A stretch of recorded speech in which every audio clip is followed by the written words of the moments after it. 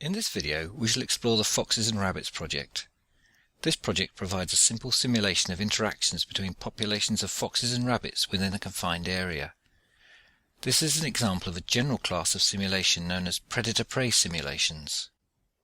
The dynamics of the populations are interesting to observe for their own sake, but the ultimate purpose of this scenario will be to introduce the object-oriented concepts of abstract class and interface.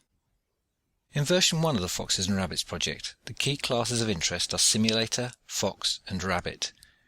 The Fox and Rabbit classes provide simple models of key elements of these animals' lives, namely giving birth, eating, and dying. An essential aspect of the interaction between these two species is that foxes eat rabbits.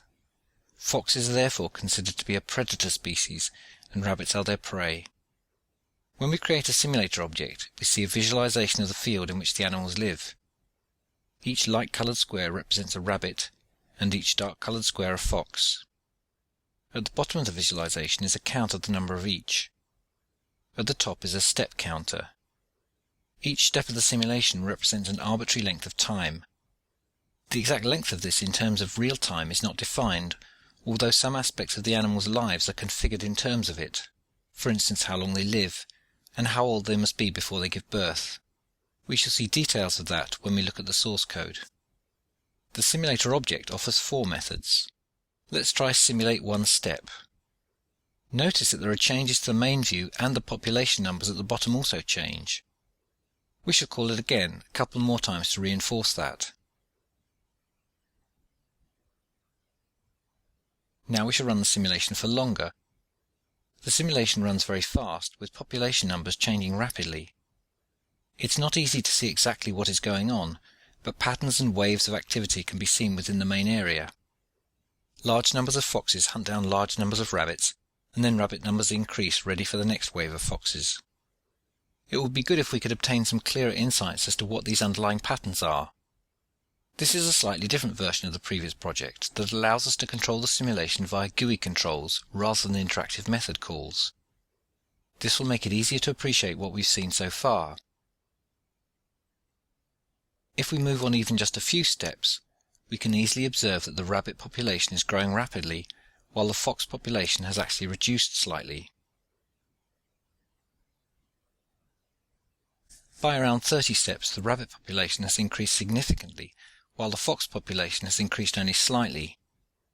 But then as we continue stepping, we see the rabbit population beginning to decline, while the fox population continues to increase rapidly. By steps in the late 50s, the fox population peaks and then starts to decline, while the rabbits are also in decline. Stepping on, it appears that both populations could even be on the point of dying out. But by step 90, with the foxes now in the 30s, the rabbit population is on the increase again. Stepping on, we see the fox population recovering again, and the numbers of both increasing. Notice how the foxes seem to push the rabbits to the edge, but rabbit numbers recover again in the center, where fox numbers are now lower. After the population rises, we see falls again.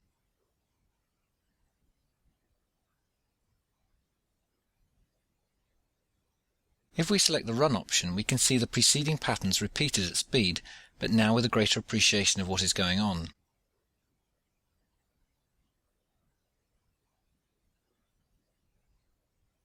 The Foxes and Rabbits graph project provides us with a further visualization of the rise and fall of the populations. The Fox and Rabbit classes are identical in this project. We've simply added a graph view. The upper graph line represents rabbit numbers, and the lower graph line shows fox numbers.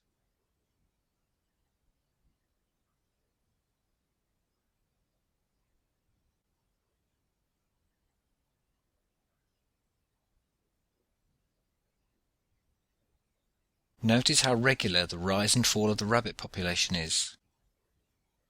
There is a distinct pattern here that arises out of the strong interdependence of the two species. What might not be quite so obvious at first sight is that the graph of fox numbers exhibits an identical pattern, albeit slightly flatter. But notice too that the peak in fox numbers always lags slightly behind the peak in rabbit numbers. Furthermore, the peak in fox numbers always corresponds with the decline in rabbit numbers. The explanation is simply that large numbers of rabbits provide plenty of food to feed large numbers of foxes. However, large numbers of foxes eat large numbers of rabbits, so the rabbit population declines. As the rabbit population declines, there's less food for the foxes, so their numbers reduce. Fewer foxes mean more chance of rabbits surviving, and so on. There is clearly a fine balance between these two populations. If the fox population grows too large, it could easily wipe out the rabbit population before it has a chance to recover, for instance. Having observed something of the simulation, let's look at the details of the fox and rabbit classes. Firstly, the rabbit class. The initial section consists of several static fields that define characteristics of rabbits in general: the age at which they can breed, the age at which they die, how likely they are to breed at a particular step, and the maximum number of rabbits they can give birth to. As we suggested earlier, the configuration values for age are in terms of simulation steps rather than absolute time.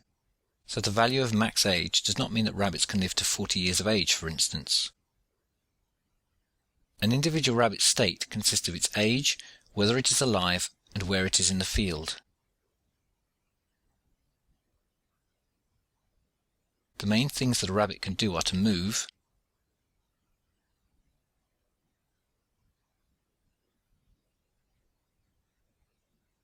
and give birth if it's old enough. If we compare fox with rabbit, we can see that fox also has a comparable set of class fields. In addition, it has a field that indicates the food value associated with eating a rabbit. In effect, this relates to the number of steps a fox can survive between meals. An individual's food level field keeps track of whether a fox is on the point of starvation or not. Fox has a hunt method in which it searches in one of its adjacent locations for a rabbit to eat.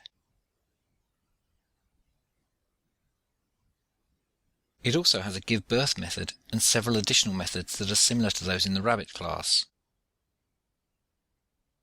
As this project is explored in the chapter, we come to appreciate that there are very strong similarities between fox and rabbit that can be moved to a common animal superclass. However, what will be distinctive about this particular chapter is that we shall discover that the superclass will not possess sufficient functionality to be a standalone class. This will lead us to the concept of an abstract class.